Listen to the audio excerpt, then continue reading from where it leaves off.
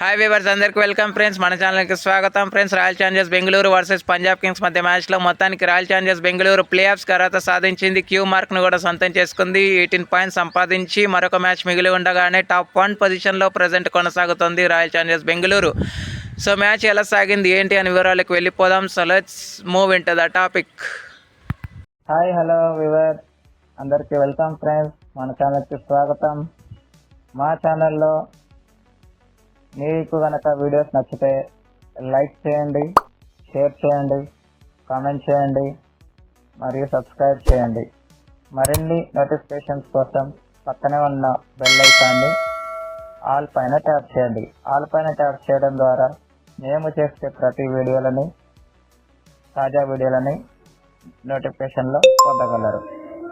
So నిన్న విరాట్ కోహ్లీ ఒక అరుదైన రికార్డ్ అయితే నెలకొల్పాడు గైస్.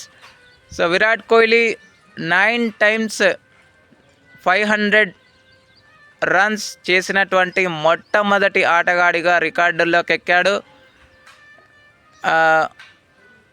ఇప్పటివరకు కేఎల్ రాహుల్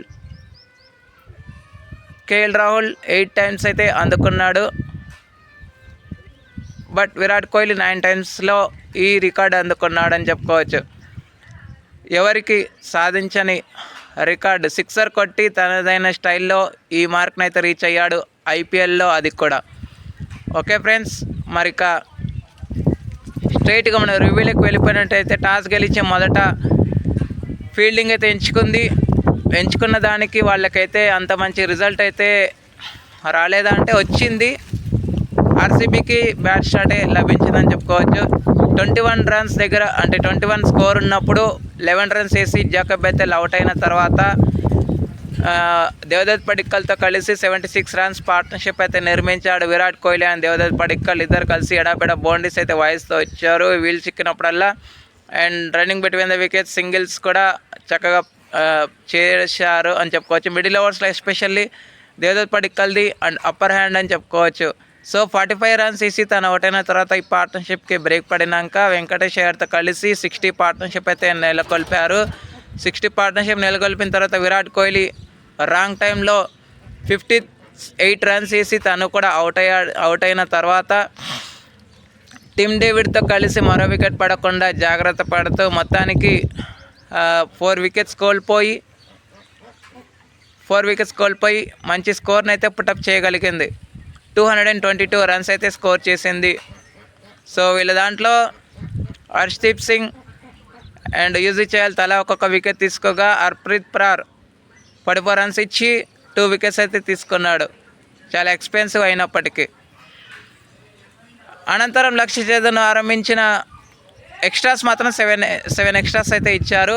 అనంతరం లక్ష్య ఛేదన్ ఆరంభించిన పంజాబ్ కింగ్స్కి మాత్రం ఆదిలోనే గట్టి ఎదురు దెబ్బలు తగిలాయి. ఓపెనర్స్ ఇద్దరు ఫెయిల్ అయ్యారు. ఫస్ట్ 1 స్కోర్ ఉన్నప్పుడు 0 గోల్డెన్ డక్ వెనుదిరిగాడు మన ప్రియాన్ షారియా. ఆ తర్వాత 2 runs చేసి 18 స్కోర్ ఉన్నప్పుడు ప్రభ్సింద్రన్ సింగ్ కూడా అవుట్ అయ్యాడు. 19 స్కోర్ ఉన్నప్పుడు కెప్టెన్ అయ్యర్ అవుట్ అయ్యాడు. సో 19కే 3 wickets పడిన తర్వాత మంచి పార్ట్నర్షిప్ నిర్మించే క్రమంలో పడ్డారు కూపర్ కనోలీ అండ్ షురాన్ షెడ్జే. ఇద్దరు కలిసి మంచి పార్ట్నర్షిప్స్ అయితే నిర్మిస్తూ వచ్చారు, ఆశలు రేగెత్తిచ్చారు పంజాబ్ కింగ్స్ పైన. బట్ కూపర్ కనోలీ 37 runs వేసి అవుట్ అయిన తర్వాత మళ్ళీ కథ మొదటికి వచ్చింది. షురాన్ షెడ్జే కూడా రాంగ్ టైంలో తను అవుట్ అవడం. But Ashutosh Sharma and Marcus Stoinis కొంత ఆశలు రేగెత్తిచ్చారు. మళ్ళీ రన్ చేసే వరకు క్లోజ్గా వచ్చింది. బట్ రన్ రేట్ని మాత్రం వాళ్ళు చెక్లో పెట్టుకోలేకపోయారు. ఎస్పెషల్లీ డెత్ ఓవర్స్లో మాత్రం చాలా వరకు ప్రెషర్ లోన్ అయ్యారని చెప్పుకోవచ్చు, ప్రెషర్ని హ్యాండిల్ చేయలేదని చెప్పుకోవచ్చు. సో 37 runs వేసి మార్కస్ స్టాయినిస్ అవుట్ అయిన తర్వాత పార్ట్నర్షిప్కి ఎండ్ అయింది. లాస్ట్ ఓవర్లో 30 runs కావాల్సిన టైంలో 7th wicket కూడా పడిపోయింది ఆ టైంలో. సో 56 runs వేసి అశుతోష్ శర్మ అవుట్ అయిన తర్వాత మొత్తానికి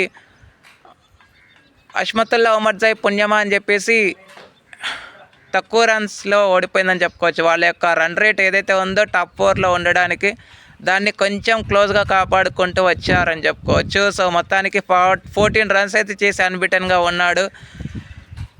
బట్ 23 రన్స్ తేడాతో గడమైన విజయాన్ని అయితే సాధించింది రాయల్ ఛాలెంజర్స్ బెంగళూరు. ఇక రషీద్ సలాం 3 వికెట్స్ తీసుకోగా భువనేశ్వర్ కుమార్ 2 వికెట్స్ తీసుకున్నాడు. అండ్ మిగతా వాళ్ళకి తలా ఒక్కొక్క వికెట్ అయితే రావడం జరిగింది ఎక్సెప్ట్ కృణాల్ పాండ్యా.